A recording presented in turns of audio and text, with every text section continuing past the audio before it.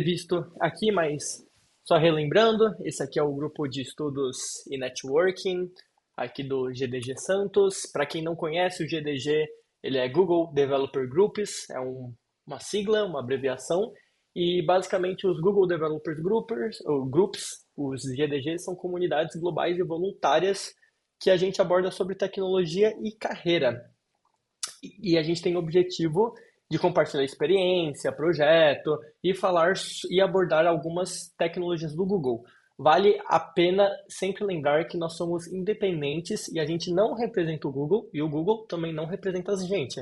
Então, se o Henrique falar alguma coisa aqui, eu não estou falando em nome do Google. Assim como se o Google falar alguma coisa, ele não está falando em nome do Henrique ou da Thaís ou do GDG Santos.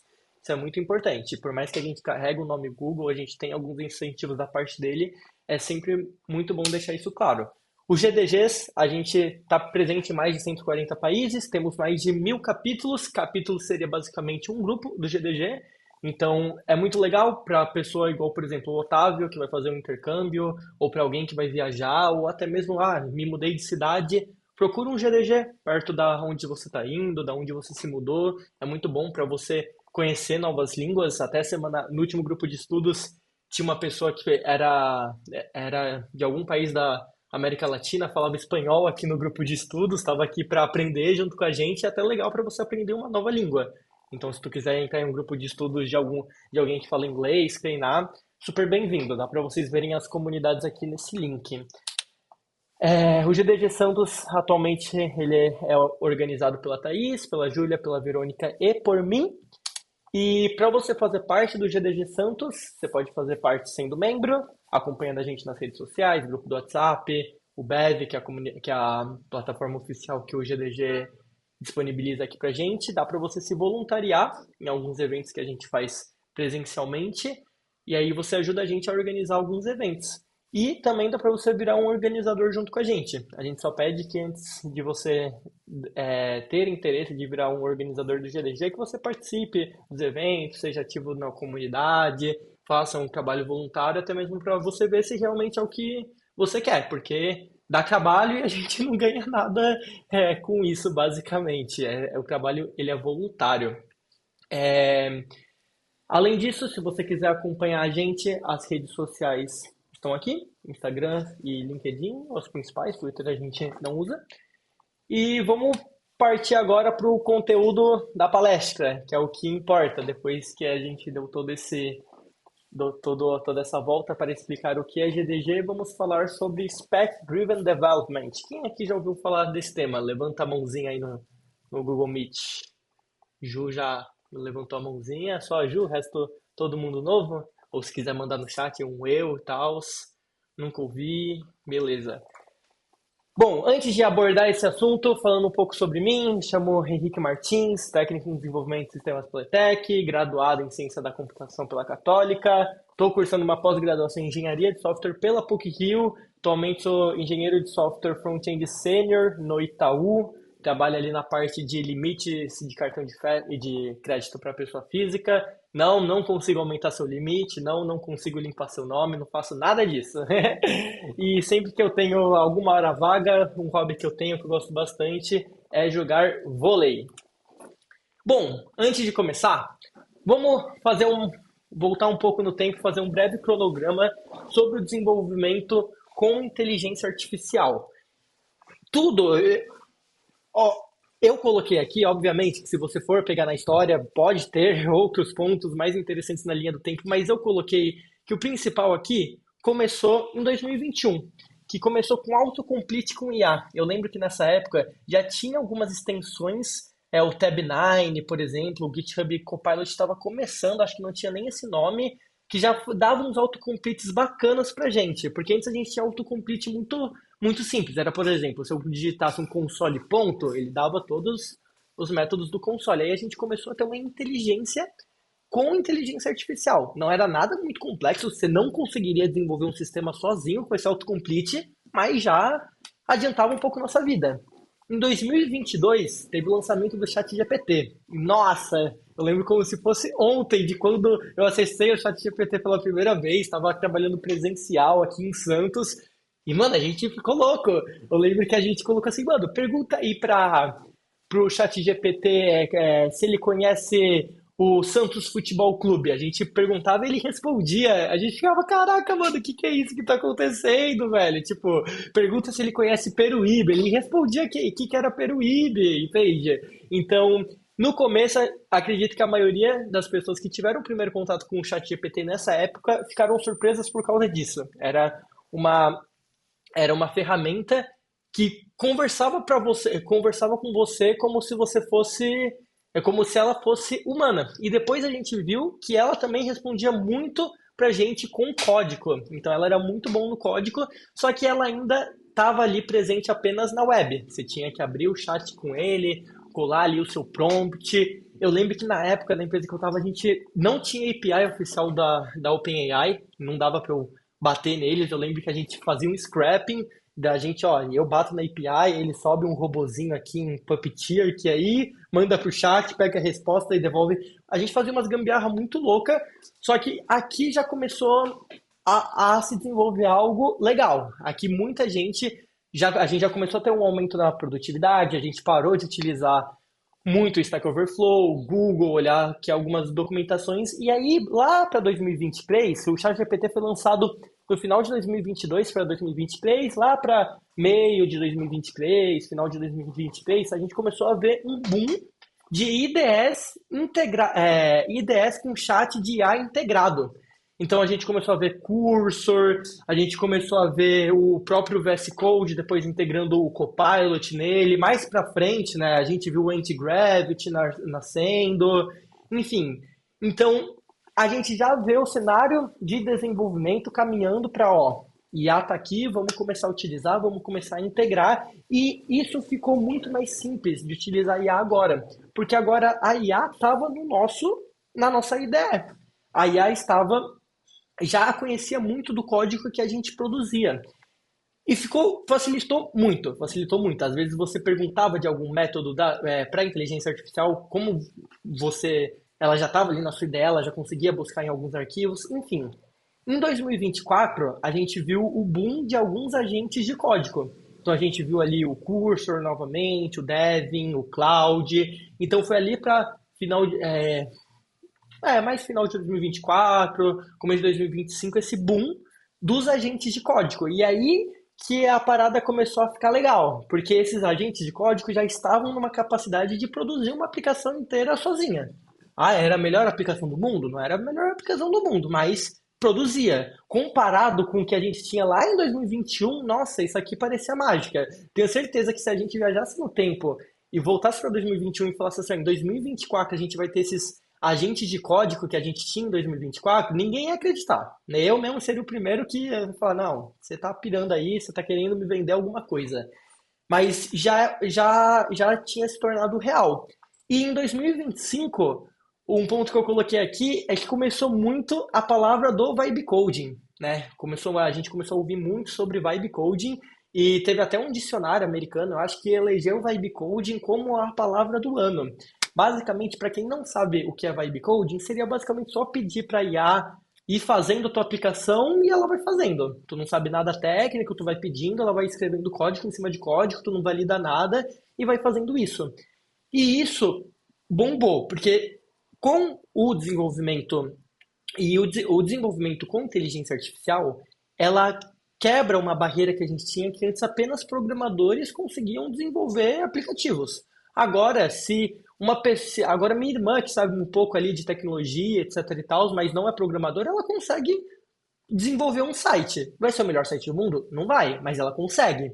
Entende? Então, a gente está tendo essa mudança de paradigma aqui no nosso mundo como um todo. Só que aí que tá, o vibe coding tem alguns pontos que não são bacanas, que a gente vai abordar mais pra frente. E, enfim, no nosso cronograma a gente está aqui em 2026. O que vai acontecer agora em 2026? O que vai acontecer em 2027, 2028? Eu não consigo nem imaginar. Mas ainda está carregando aqui um pouco o cenário, a gente vai ver até o final do ano o que vai ser talvez a principal mudança do ano para colocar ali a sua marca no cronograma, mas algo que eu já vejo que está se caminhando é justamente para essa parte de SDD, que é o que eu vou comentar hoje. Talvez não seja exatamente esse termo, mas a gente percebeu de um tempo para cá que a gente não consegue utilizar a IA de um jeito de vibe coding, porque ela vai gerar lixo. Então a gente tem que utilizar a IA de forma governada, basicamente. A gente tem que utilizar ela de forma inteligente. E aí, entra no ponto que eu estava comentando sobre os problemas da gente vibe codar em produção. O primeiro ponto é, o vibe coding, ele gera um código que funciona. Só que aí que tá, ele gera um código legível? Cara, aí é um ponto que no começo ele gera, só que se você for fazendo vibe coding em cima de vibe coding, mano, o negócio vai ficando tenebroso, vai ficando um código que só a IA entende. E aí, quando dá um bug para o seu usuário às 10 horas da noite, é difícil a manutenção. É difícil você corrigir o bug e aparece um monte de bug no lugar. O outro ponto do que é um dos principais problemas do vibe coding e também para as pessoas não técnicas e que nós como programadores nós não podemos não olhar para isso é o porquê das escolhas. Quem que toma as escolhas da sua aplicação? É você ou é a sua inteligência artificial que tu está usando? Então, a gente precisa saber o motivo da escolha do banco de dados, o motivo da escolha da nossa stack, o motivo do porquê que eu vou utilizar tal fallback aqui e lá eu não vou utilizar fallback. A gente precisa saber o porquê dessas coisas, porque essas coisas em um sistema escalável, em um sistema grande, elas fazem diferença. Elas vão bater na sua porta uma hora ou outra. Se você escolhe configurar um banco de dados otimizado para escrita, otimizado para leitura, enfim. O outro ponto é que o vibe coding ele vai criando uma dívida técnica invisível, porque ele vai às vezes fazendo um puxadinho aqui, uma gambiarrinha ali, e isso acaba criando uma dívida técnica muito grande se você faz algo não orientado, não com muito carinho, sem olhar qual que é o código que ele está produzindo. Outra coisa que pode acontecer, ele pode fazer uma alucinação de requisito, que é basicamente criar um requisito que você não pediu, que não tem a ver com o sistema, só que ele deduziu que tinha que ser daquele jeito, justamente porque você talvez não pediu de uma forma boa, ele só deduziu. E a outra coisa, que para mim é um dos principais problemas de utilizar vibe coding em um time assim profissional, é que ele escala muito mal em time. Basicamente, os desenvolvedores, cada um faz ali o seu próprio vibe coding e eles conseguem, cada um produz o código no seu padrão. Então, o projeto ele fica sem padrão. Vou dar o exemplo do JavaScript. Às vezes pode colocar ponto final no final da linha, às vezes não coloca, às vezes faz um log para esse serviço, aí para o outro serviço não tem log. Enfim, não tem um padrão se você fizer vibe coding por fazer vibe coding. Aí, beleza, mas como que a gente resolve esses problemas? Porque você mesmo chegou pra gente e falou assim, pô, e desenvolvimento com IA muito provavelmente vai ser o futuro, que a gente já tem que se adequar com isso. E eu conjuguei certo? Acredito que não, mas tudo bem.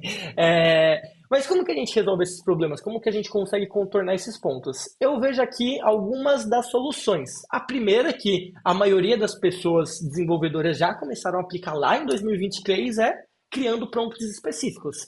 Então, basicamente, você vai perder tempo não codificando, mas criando um prompt específico o suficiente para basicamente a IA só implementar. Então, tu fala para a IA o que tu quer fazer, como tu quer fazer, qual que é o retorno da função, qual que é o fallback da função. Você cria algo extremamente específico para a IA fazer daquele jeito. E aí você já começa a perder, a tirar algum daqueles problemas da frente. Então, o fluxo de desenvolvimento, assim criando prompt específico, é basicamente esse. Você tem o seu prompt e a partir do seu prompt, você faz a implementação. Beleza? Algo rápido, simples, mas não é o ideal também. Justamente porque toda tarefa que você vai ter que fazer, você vai ter que criar um prompt muito grande. Às vezes você vai ter que ficar repetindo sempre a mesma coisa. E mesmo assim você não vai conseguir garantir que a IA faça o que você está pedindo. Ainda mais em tarefas muito grandes. Porque, para quem não sabe, a inteligência artificial tem uma janela de contexto. Então vamos supor que a janela de contexto da IA seja, sei lá, de 200 mil tokens. Quando ela começa a atingir 100% dessa janela de contexto, o que você mandou no começo da conversa com a inteligência artificial, ela começa a descartar, entende? Então, se você pede uma tarefa muito grande desse jeito, ela vai começar, depois de um tempo, a ignorar o seu prompt inicial. E aí chega o segundo modo, que muitas das ferramentas de inteligência artificial hoje em dia já implementam, que é o Plain Mode. Aqui alguns devem conhecer, mas para quem não conhece, o Plain Mode é basicamente que você vai fazer o seu prompt, você vai fazer o seu prompt padrão para a inteligência artificial, e depois do seu prompt, ao invés de ir para a implementação, ela vai criar um plano de implementação para você. Então ela vai falar assim, ó, o plano de implementação tá aqui. Esse aqui é o passo a passo do que eu vou implementar. Tá certo? Tu quer mudar alguma coisa? Tu quer tirar alguma coisa do plano? Tem algo que eu não estou vendo? Enfim. Aí, só depois que você dá o ok no plano, que você muda o plano, aí ela parte para a implementação. E isso é muito bom, porque até mesmo se estourar a janela de contexto dela, ela consegue basicamente fazer uma limpa ali na parte de contexto dela e olhar para o plano original, para ver se ela ainda está nos conformes. E aqui eu vou até dar um exemplo de como isso funciona utilizando o Anti-Gravity, que é basicamente a IDE do Google. A IDE é orientada a agentes, enfim. No Anti-Gravity, para você ativar o Plain Mode dele, você tem que dar um barra grill me, enfim. No Cloud é só você dar um barra plain, no Devin também é só dar um barra plain, enfim. Mas a maioria das inteligências artificiais de hoje em dia já tem uma, um método para você fazer, você ativar o Plain Mode. Então aqui, nesse exemplo, eu fiz algo extremamente simples só para fins didáticos. Eu ativei o Plain Mode e falei que eu queria fazer um site básico de um RVSP, que é basicamente o site que vocês se cadastram aqui para o grupo de estudos, que basicamente ele vai contar quantas pessoas vão comparecer em um evento. E eu falei que uma pessoa só pode se registrar uma vez. E aí, quando eu envio esse prompt para o meu agente, para a minha IDE, para a minha ferramenta, ele vai começar a fazer perguntas para mim. Então ele pergunta, pô, é, é, deixa eu ver se eu tenho print aqui. Não, não tirei print, mas tudo bem. Ele perguntou aqui, por exemplo, você quer solicitar o nome e o e-mail em um formulário antes de pedir a confirmação? Ah, você quer fazer a verificação por navegador, sem pedir dados pessoais? Ah, eu solicito apenas o e-mail ou o telefone da pessoa. Isso já é muito bom porque, primeiro, força o desenvolvedor a pensar um pouco. Ou seja, se eu mandar um prompt muito ruim, a IA vai fazer umas perguntas com aquilo que ela tem em mãos para ela conseguir ter um pouco mais contexto da implementação que ela tem que fazer. Porque, novamente, esse prompt que eu mandei aqui para a IA foi horrível. Tipo assim, eu não falei nada para ela. Mas mesmo assim, ela já faz algumas perguntas para mim. E essa pergunta que ela faz para mim, eu vou respondendo aqui para ela. E depois que eu respondo para ela cria um plano para mim de implementação, com base nas perguntas que eu fiz.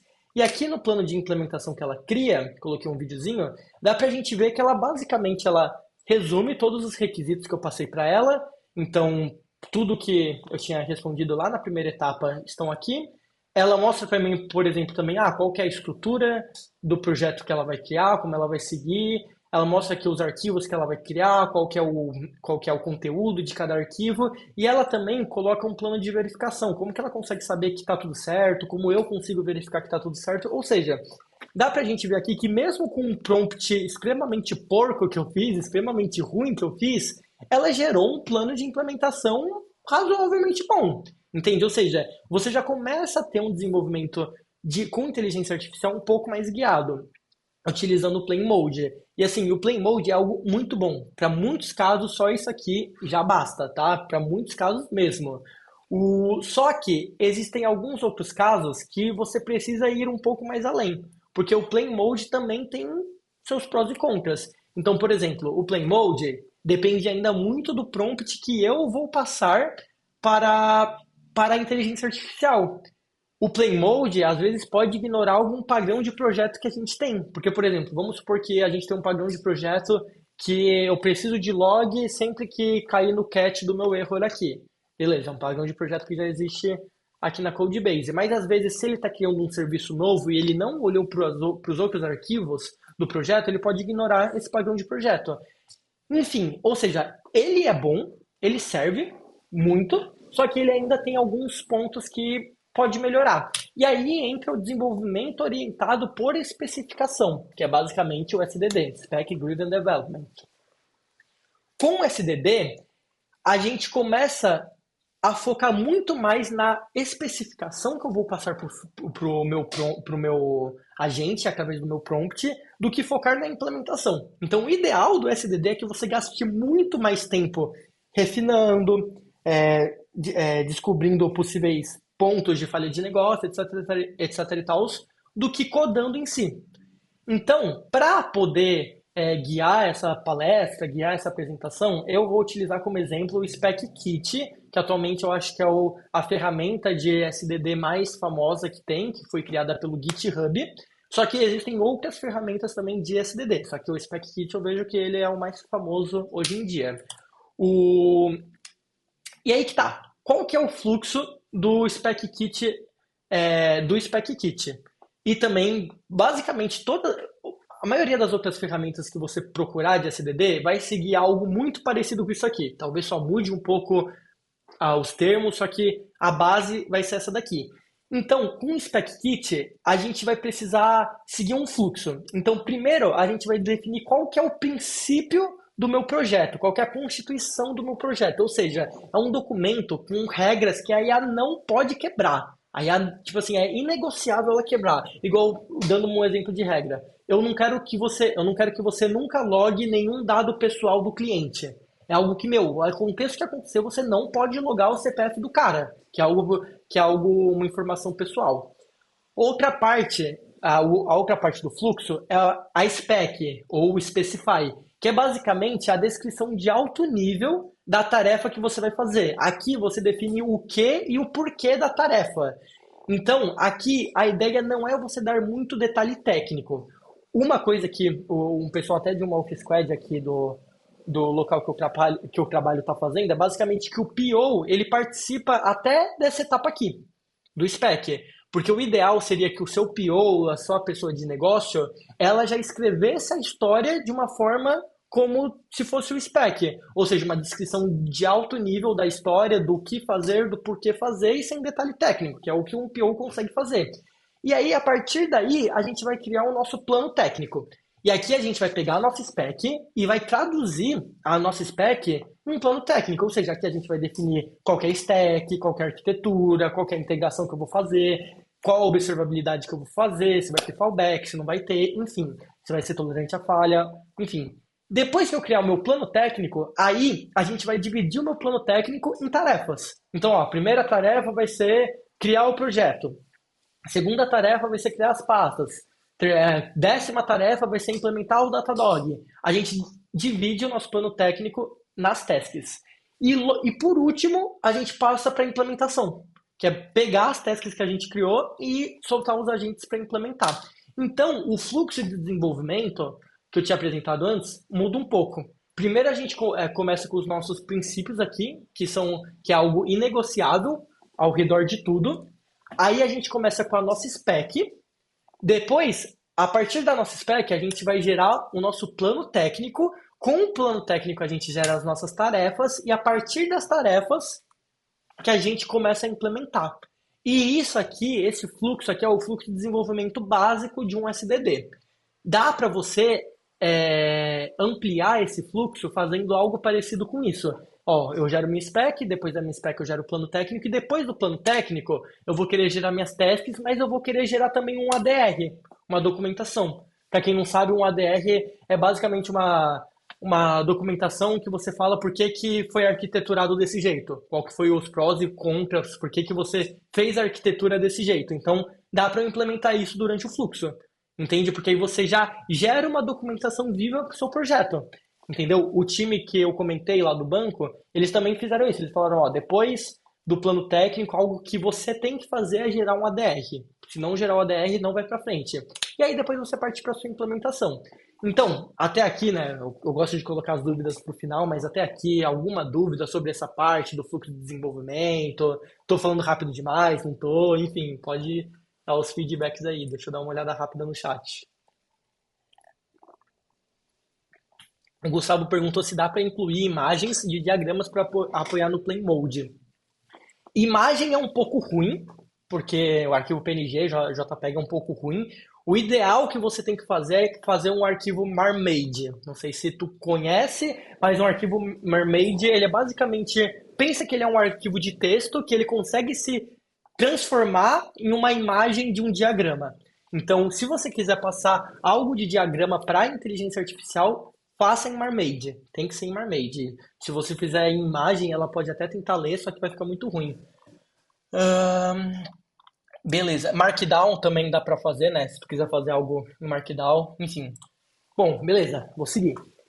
Ahn, e, novamente, para mostrar aqui esse exemplo, eu estou utilizando o Spec Kit, que foi desenvolvido pelo GitHub. Ah, esse aqui é o repositório, super fácil de achar. E outro ponto também é que dá para você implementar o Spec Kit com qualquer ferramenta, IDE, agente de código, daria até mesmo para utilizar o Gemini e CLI. Então, quando você inicia o Spec Kit aqui, para você iniciar ele, você tem que basicamente dar um init nele. Aí você dá o init, é o nome do seu projeto. Aqui, olha a quantidade de agente de código que dá para você escolher. Então dá para escolher o Cloud, o Antigravity, o Codex, o Copilot, o Devin, o Cursor, o Gemini, enfim. Dá para você escolher até um monte que eu nem ouvi falar. Então o Spec Kit ele já está basicamente disponível assim para os principais agentes de código. Eu não vou utilizar o Gemini, por mais né, que seja GDG aqui, porque eu não tenho a licença dele, mas dá para você utilizar o Gemini. Ele está citado aqui no meu slide, tá, pessoal? Não, não me matem. Bom, fechou. Aí a gente vai começar iniciando o nosso Spec Kit. E outro ponto também, o Spec Kit, ele consegue ser iniciado em um repositório que já existe. Você não precisa iniciar um repositório do zero. Então, se você já tem ali o seu código legado, dá para você iniciar o Spec Kit nele. É um pouco mais difícil, que a gente já vai abordar o porquê, mas dá para fazer. E aí, basicamente, você escolhe aqui qual agente você vai utilizar. Coloquei aqui o Cloud, que é o que eu tenho a licença. E ele basicamente já vai colocar todos os arquivos que ele precisa com base no agente que você escolher no seu projeto. E aí, opa, carambolas, que eu avancei pro final. Fecha o olho pra não tomar spoiler. Pô, quem que vai colocar a tecla de End em cima da tecla de passar o slide, velho? É sacanagem, né? Mas voltando pra cá, depois que você inicia o seu projeto, ele já até te dá os próximos passos que você tem que fazer. Então, basicamente, você tem que seguir exatamente o que está aqui. Então, você entra na pasta que você entrou e ele vai te falar, ó, roda o Spec Kit, Constitution, roda o Specify, enfim. Mas só para vocês verem, ele criou basicamente essa estrutura. O que é essa estrutura? Essa estrutura, como eu escolhi o Cloud, ele colocou as skills do Spec Kit dentro de um ponto Cloud. Se eu escolhesse, por exemplo, o Cursor, ele colocaria dentro de ponto Cursor. Ele colocaria as skills dentro do agente que eu escolhi. E basicamente, para quem não sabe o que é skill, falando de forma bem resumida, seria basicamente instruções para o seu agente de IA. Então, por exemplo, se eu colocar barra Spec Kit Analyze, que é a primeira skill, ele pegaria quais são as instruções que estão salvas aqui dentro desse Markdown aqui. E além disso, aqui embaixo ele criou uma pasta chamada .specify, que aqui vão ter alguns dos documentos que a gente vai gerar, que vocês vão ver aqui mais para frente. Enfim, como eu tinha passado no diagrama anteriormente, a primeira parte que a gente tem que fazer é escrever a nossa constituição do projeto, é escrever quais são os princípios inegociáveis que o nosso agente tem que seguir. Para eu fazer isso, o ideal é que eu rode apenas barra Spec Kit Constitution e eu passe um prompt para ele. Eu não passei prompt, mas mesmo assim ele me perguntou quais são os princípios, e novamente isso aqui é para fins didáticos, caso vocês implementem isso no trabalho de vocês, passa um prompt bonito, coloca o porquê das coisas, aqui é só para demonstrar a ferramenta. Mas mesmo eu não passando nenhum prompt para essa skill, ele começa a me perguntar. Então ele começa a me perguntar, pô, o que é esse projeto? Ele vai ser um aplicativo web, ele vai ser grande, ele vai precisar de back-end, e eu começo a responder para ele. Aí a segunda pergunta que ele falou assim, pô, beleza, quais são os princípios de engenharia que eu tenho que seguir? Aí eu selecionei aqui, ó, eu quero que você sempre faça TDD.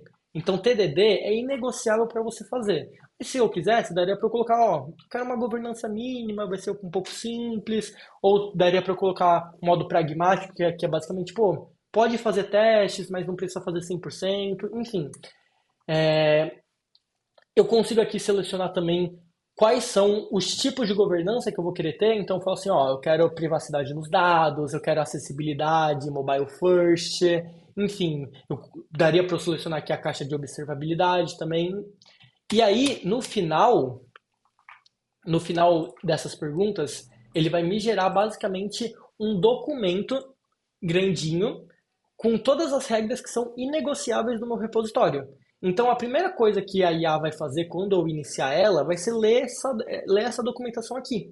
E aqui vai estar explicando tudo para ela. Vai explicar, ó, eu quero que você implemente com TDD, eu quero que você valide o contrato, faça teste de integração, eu quero que você tenha uma privacidade de dados, quero que seja acessível, mobile first. Então aqui são os princípios inegociáveis. O ideal aqui é colocar muito princípio de engenharia e não colocar coisa muito abstrata, igual, por exemplo, eu quero que minha aplicação seja bonita. Tá, o que é bonito, entende? Isso é muito abstrato. Isso aqui é, por exemplo, eu nunca quero que a minha camada da arquitetura, eu nunca quero que meus princípios de arquitetura limpa sejam corrompidos. Eu nunca quero que o meu core domain tenha acesso ao meu controller. Entendeu? Tem que sempre ser um acesso de cima para baixo, não de baixo para cima. Então, esses pontos, muito de arquitetural, de pontos de engenharia, vão tudo parar aqui, basicamente. E aí, o segundo passo do nosso projeto é rodar o Specify. E aqui, o Specify, lembrando que seria basicamente a regra de negócio da aplicação que eu quero fazer, entendeu? Até aqui o seu PO consegue te ajudar. Aqui, novamente, para fins didáticos, eu coloquei um prompt que eu escrevi igual minha testa, né? Tipo, não faça um prompt desse jeito, escreve um prompt bonitinho, mas mesmo eu colocando um prompt muito ruim, que eu basicamente só falei, ó, quero que você crie uma especificação da estrutura inicial do projeto.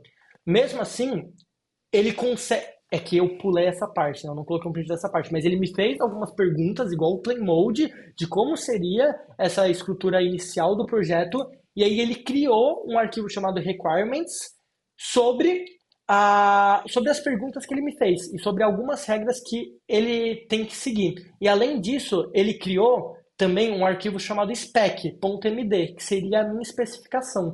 E além disso, né, um ponto que eu não mostrei, mas é que ele coloca todas as minhas specs aqui dentro dessa pasta specs. Então dá para ver que como foi a primeira spec do projeto, está aqui 01, que é a minha primeira spec, e Project Scaffold.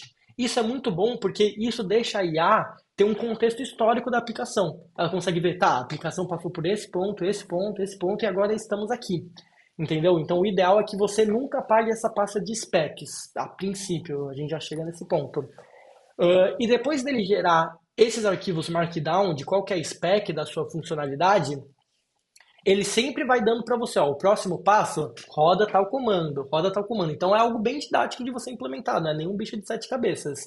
E aí o próximo passo é a gente rodar o spec-kit/plan para construir o nosso plano. E aqui, novamente, ele fez algumas perguntas para mim, etc e tal, e aí ele acabou construindo o nosso plano. Dá até para ver aqui que ele criou vários arquivos, né? Ele criou plan.md, research.md, datamodel.md, e aqui ele dá um breve resumo sobre o conteúdo de cada arquivo.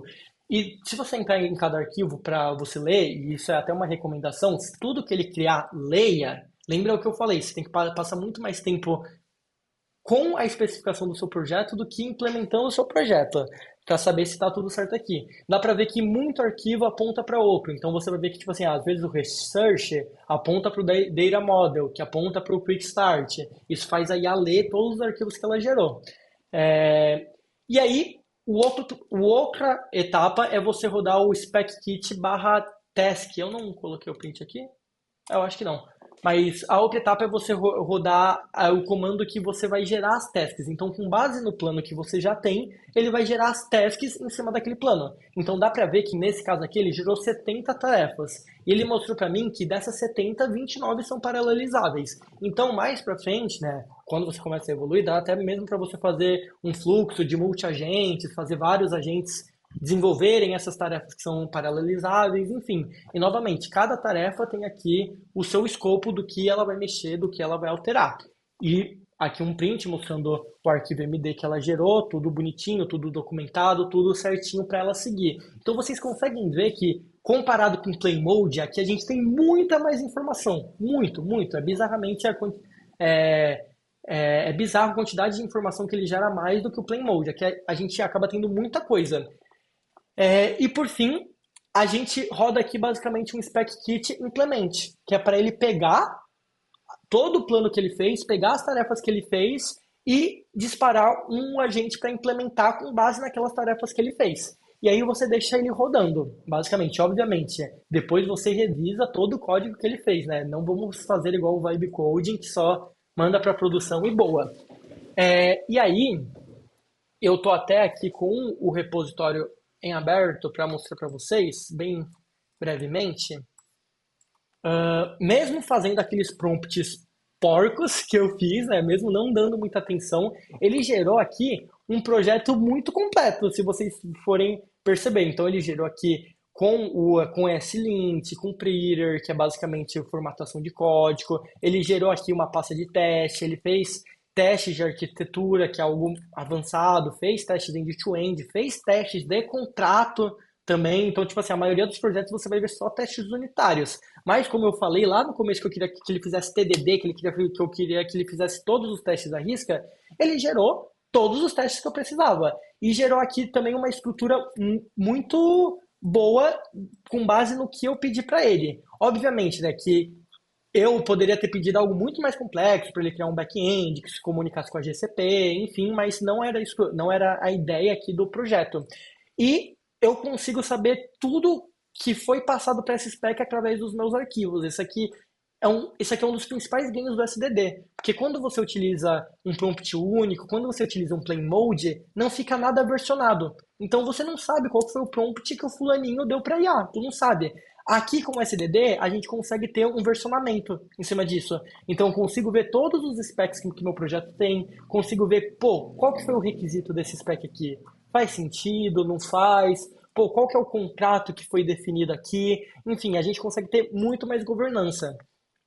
Aí, tentando caminhar para dar tempo de vocês fazerem dúvidas, alguns pontos para se considerar sobre o Spec Kit. Primeiramente, assim como tudo em tecnologia, não é bala de prata. Bala de prata não existe em tecnologia. O primeiro ponto é, isso aqui é uma máquina de comer token. Isso aqui gosta de comer token como se fosse café da manhã. Só para vocês verem, eu fiz aquele projeto super simplesinho e ele consumiu 42% da minha cota no dia. E olha que eu até coloquei o print aqui que meu limite estava temporariamente aumentado, não sei por quê. Então, assim, ele consome muito token, o SDD. Vocês têm que tomar cuidado com isso. Para tarefa complexa, é muito bom, porque ele vai fazer com base no que você quer. Só que aí que tá, você vai utilizar um SDD para, sei lá, pintar a cor de um botão? Não tem sentido, né? Não tem sentido, ele vai moer os seus tokens. O segundo ponto é justamente isso que eu falei. Você tem um over-engineer, um overhead muito grande para as tarefas pequenas. Então, assim, às vezes, pô, mudar o texto de um botão não precisa de toda essa documentação que eu falei. Entende? Eu não preciso de um plano, de tarefa, de uma spec para algo pequeno. Entende? O outro ponto é a curva de adoção do time. Porque para um SDD funcionar bem, o ideal é que todo mundo do time esteja utilizando. Porque a primeira coisa que a IA vai olhar é as suas specs. Aqui, quando ela começar a implantar. Aí vamos supor que existe uma spec aqui que é basicamente, ó, a gente está implantando um Redis aqui para cache. Beleza. Aí depois chega outro desenvolvedor e remove o Redis. Não tem mais Redis com cache. Mas a IA não sabe disso. A IA vai olhar a spec e vai falar, beleza, tem um Redis. Vou procurar por um Redis. Entende? Então o ideal é que todo mundo do time esteja utilizando o SDD, para você dar um contexto para a IA de qual que é a história do seu repositório. E tem uma curva de adoção grande para o time. Então, por mais que, né, ele seja um pouco didático, ele sempre fale o que você tem que fazer, às vezes um profissional um pouco mais estagiário, um pouco mais júnior, ele pode se perder um pouco nessas partes de spec, plan, enfim. Outro ponto muito importante, o SDD não vai garantir que você gere código bom, entende? Então, uma spec ruim gera código ruim, entende? Ele não faz milagre. Então, assim, se você não sabe nem pedir para a inteligência artificial o que você quer fazer, não adianta. A inteligência artificial não vai conseguir fazer milagre. Então, isso ainda é muito importante para salientar que a gente ainda precisa das nossas bases em computação muito bem desenvolvidas. Eu ainda preciso, quem vai tomar a decisão final de qual banco de dados utilizar, ainda é o desenvolvedor. Não é o Spec Kit que vai fazer isso para mim. Eu apenas vou informar para ele. Então, assim, é uma ferramenta. Vamos lembrar disso, gente. Essas coisas são ferramentas, eles não têm que substituir a nossa capacidade crítica sobre tecnologia. O outro ponto é, uma documentação viva exige muita manutenção. Então, para o Spec Kit funcionar, foi o que eu falei, ele é muito bom com documentação. Se você tiver uma documentação capenga, ele pode não ser o melhor dos casos. Então, lembra que eu falei? O ideal seria que o seu Product Owner participasse até o processo do spec, que é basicamente criar ali os requisitos das histórias. Só que, pô, a gente sabe como é o mundo real. Product Owner às vezes não consegue nem entrar na daily. Ele vai conseguir ter aqui o tempo de fazer tudo isso que a gente mostrou? Cara, eu acho que não. Como é que vocês vão contornar esse ponto? Entende? Porque é muito fácil para um PO falar assim, ah, Henrique, eu quero que você mude tal parte do sistema. Porque eu, Henrique, eu já sei que, ó, para eu mudar tal parte do sistema, eu tenho que alterar tal módulo e tal serviço. Só que a IA não sabe. Então eu vou ter que fazer todo esse papel de tirar isso do meu cérebro e colocar para a IA. Aqui é o print que eu mostrei do Cloud Code, que ele consome muito token, mesmo com um projeto simples. Aquele projeto ali, eu não rodei ele, mas ele só tem um botão na tela para tu confirmar o formulário, não tem nada complexo. E, para encerrar, queria encerrar com uma frase que eu gosto muito, que o Akita já comentou, que é a IA, ela reflete e acelera quem você é. Se você é um bom programador, a IA vai acelerar o seu bom código. Se você é um mau programador, a IA acelera o seu mau código. É a mesma coisa para SDD. SDD não faz milagre. Se você não sabe o que você está fazendo, se você é um mau programador, ela vai acelerar isso. Ela vai fazer o dobro disso, ela vai fazer o dobro de código ruim se você não sabe quais são as decisões que você está tomando por debaixo do projeto. E, basicamente, é isso que eu tinha para falar. Nossa, eu falo muito rápido. Meu Deus, eu falo muita coisa. Deixa eu tomar um copo d'água enquanto eu leio as dúvidas de vocês.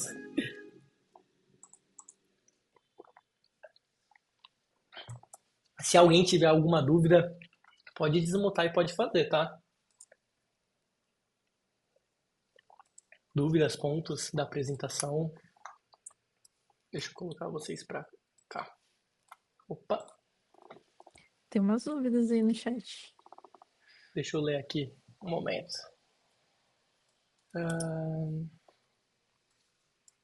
Rapidão. Bom, deixa eu abrir aqui. Vou começar de baixo para cima. Você acha que as melhores práticas de conversa e persuasão ajudam a garantir um prompt melhor? Assim como convicção e certeza no que foi digitado? Eu acho que não. Eu, tipo assim, tô falando isso, não tenho nenhum estudo científico para falar isso. Talvez eu esteja errado, mas eu, eu acho que não. Eu acho que assim, algo que eu tenho costume de fazer e que é bom é que normalmente esses agentes de IA sempre tem um agente um pouco mais rápido, que consome menos tokens, e o outro agente que tem uma janela de contexto maior, que consome mais tokens. O que eu sempre faço é, eu peço para esse agente mais rapidinho, então, por exemplo, para o Gemini Flash, para o Claude Haiku, para ele basicamente refinar o meu prompt. Então, eu faço um prompt inicial, jogo para ele e falo assim, ó, refina esse prompt de um jeito um pouco melhor, sem mudar as partes importantes que eu estou pedindo. Aí depois que ele faz isso, aí eu jogo o meu prompt para ele. E, falando algo importante, no Plain Mode, normalmente eu faço isso, eu deixo o modelo mais simples para refinar o prompt, o modelo mais complexo, que no caso seria, sei lá, o Cloud Opus, para você planejar, porque a parte de planejamento é o que mais gera janela de contexto, e aí um modelo intermediário, tipo o Cloud Sonnet, para você implementar. Porque depois que você já tem o plano, você já sabe, tipo, eu altero tal arquivo, coloco tal código, enfim. Basicamente é isso. Não sei se eu respondi, mas é isso. Ele tem um modo muito maneiro chamado Code Map, se não me engano, que você consegue extrair toda a regra de negócio da aplicação para algo visual. O que é isso, Ju? Nunca ouvi falar. Manda aí pra Vixe, nós. peraí, deu branco aqui. Mas o Devin, que é o falecido Windsurf também, que eles compraram lá e tal, Sim. eu acho que é CodeMap o nome. E aí tu só clica lá e fala, eu quero saber tudo sobre esse módulo. Aí ele vai lá e gera uns diagramas muito Eu acho loucos. que é Code Wiki, não é? Code Wiki? Cara, eu não sei, mas é código de alguma coisa. Mas eu sei o que tu tá falando. Eu sei o que tu tá Mas, falando, cara, é muito bom bom. demais. Tipo, no projeto que eu tô, eu tô na parte da home ali, né? E a gente tem 12 tipos de home. E ele conseguiu mapear tudo. A gente não tinha nenhuma documentação em relação a isso. Ele trouxe toda a regra de negócio. Deu muito fácil para se encontrar, ver. Foi muito bom. Sim. É muito bom. O Devin, quando ele está em uma organização, ainda mais uma organização que utiliza vários repositórios, ele é muito bom porque ele consegue olhar os repositórios e dar uma noção geral da arquitetura que é necessária, né? Tipo, lá no banco a gente tem isso, né? Então, tipo assim, eu tenho um repositório que é integrado na parte nativa do sistema. Aí mesmo que meu repositório não tenha nada do nativo, ele consegue identificar que tem essa camada nativa e gerar o diagrama. Isso é muito bom. Isso é muito bom até mesmo para você dar o contexto para IA, porque quando você solta o seu agente, ele não vai saber que, pô, que tem uma web view renderizada pelo aplicativo nativo do Itaú, por exemplo. Ela não sabe disso, então é importante você, no meu repositório empresarial, né, que eu trabalho, eu dei esse contexto para ele. Top. Eu tenho uma dúvida, na real, Henrique. Manda. Beleza, você apresentou a SDD aí e deu para entender que ele toma bastante token. Logo, entendo que não seja o seu fluxo preferido, porque você gosta de produzir bastante. Quer dizer, baseado no que eu te conheci, né? Então, qual que é seu workflow preferido, assim, para trampar com IA? Cara, eu acho o SDD uma bazuca pra matar formiga na maioria das vezes. Eu acho que ele é muito bom, só que às vezes é too much. Too much, total. Então, assim, o SDD ele é muito bom para projeto que está começando. Porque o projeto que está começando tem que fazer toda a fundamentação, configurar muita coisa. Ele é muito bom porque ele já vai deixar tudo isso documentado. Entende? O projeto que eu trabalho atualmente, ele já tem a estrutura toda pronta. E ele já está bem estruturado, não é nenhum legado, não é nada. Ele já está bom. Então, eu utilizar um SDD em cima dele, cara, não tem muito sentido, sendo bem sincero. Tem sentido quando eu faço uma refatoração, enfim. O que eu mais gosto de fazer, o que eu mais gosto de fazer é utilizar o Plain Mode. Utilizar o Plain Mode porque eu acho que ele é simples e ele mata o que eu preciso, só que eu utilizo o Play Mode um pouco mais diferente daqui, né? Tipo, ele tem algumas outras regras que não dá para abordar numa apresentação de 40 minutos, que basicamente você consegue utilizar o Play Mode com algumas regras específicas, tipo um constitution, né, que você faz no SDD para que ele não fuja do projeto, para que ele considere esses pontos. Então, assim, na maioria das vezes, na grande maioria das vezes, eu utilizo o Plain Mode. Na grande maioria das vezes, a não ser que seja uma task grande, alguma task que eu queira documentar no projeto, aí vai mais para SDD. Beleza, Top, respondido? respondido. Nossa, eu passei dessa época aí de implementar muita coisa não, muito de projeto. Hoje em dia eu mais faço reunião, decido do que qualquer coisa. Senioridade, Saudades. né, mano? Ai, enfim. Mas aí tem outras dores de cabeça, né? Enfim. O Darcy ele perguntou: o que você decide em uma tarefa se vai utilizar o SDD ou não? Eu acho que é um pouco disso que eu já respondi, que é justamente ver a complexidade da tarefa e tipo assim, se é uma tarefa que ela é o grande o suficiente que eu preciso deixar documentado o porquê eu estou fazendo daquele jeito. Acho que eu penso muito nisso, né? Então, foi o que eu falei, pô, mudança de botão, mudança de design, teste AB, essas coisas, como são coisas pequenas, coisas que não vão ser úteis a longo prazo, não acho que tem sentido. Agora, quando você pega uma tarefa que você pensa assim, pô, é uma tarefa que, cara, a longo prazo ela vai impactar o repositório de código a longo prazo. Seja porque eu estou mudando aqui alguma estrutura técnica, seja porque estou mudando a arquitetura, por qualquer tipo de motivo eu acho interessante utilizar o SDD. Se não, eu acho ideal você utilizar o Plain Mode. Fazer esse fluxo aqui, né, de só criar um prompt específico e partir para a implementação, eu acho que nunca é o ideal. O ideal é sempre você utilizar pelo menos o Plain Mode. Porque como eu mostrei aqui, ele é extremamente simples. Tu roda ali um comando, coloca seu prompt e ele gera o plano para você. Entende? Então, assim, você não vai onerar no seu tempo de desenvolvimento. Só que esse é um outro ponto também. Se você, por exemplo, tem uma tarefa que é rápida de fazer e você quiser aplicar um SDD, ela vai levar mais tempo. Porque como eu mostrei, essas coisas aqui não são muito rápidas, né? De, pô, tu definir aqui do spec, plano técnico, tasks, documentação, implementação. Lembrando, né, em ambiente produtivo, tu tem sempre que revisar tudo que tu tá fazendo, tudo. Então, o spec que ele gerou para mim, eu vou ter que abrir aqui o meu spec e ler. Cadê? Aqui. Eu vou ter que abrir meu spec e ler aqui. Sente. Ah, eu não tô compartilhando tela. Oh, coisa boa. Vou ter que abrir meu spec e vou ter que ler aqui os meus 180 linhas de especificação que a gerou, para ver se ela não meteu o louco em alguma parte. As minhas testes, mesma coisa, eu vou ter que abrir aqui, ler 355 linhas.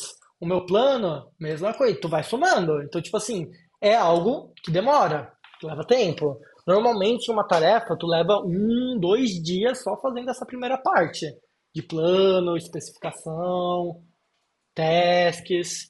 Então sempre tem que deixar isso, né, no radar, porque tu não consegue implementar. Tu até consegue, mas não vai ficar muito bom tu implementar o SDD de uma forma extremamente rápida, né? É isso. Acho que é isso que eu Beleza. respondi. Respondido, É, Darcy? beleza. Oh, respondido. Agora, Guilherme, você falou que você prefere usar o Play Play Mode, né? mode. Sim. Então, aí, um exemplo, você tem lá nos teus projetos, você tem já o Play Mode feito. Ah, eu vou criar agora uma nova feature. É, Aí, como é que você utiliza esse Play Mode? Você dá o prompt para ele criar, para começar a criar essa feature, ou você já começa a codar e ele vai te sugerindo? Como é que funciona essa? Então, aqui, ó, vou até abrir meu terminal. Como funciona normalmente? Normalmente eu pego aqui a minha descrição da história, vejo se eu tenho mais alguma coisa ali para adicionar, de pontos interessantes, e eu tento fazer eu tento fazer meio que um refinamento eu mesmo em cima daquela história que eu tenho. Aí foi o que eu falei, Uhum. eu passo essa história para um modelo eu venho aqui, é que eu utilizo o Cloud normalmente, né, no meu trabalho, Cloud Dev, enfim. Eu venho aqui no meu model, eu seto o Haiku, que é o, não sei se é assim que fala, tá?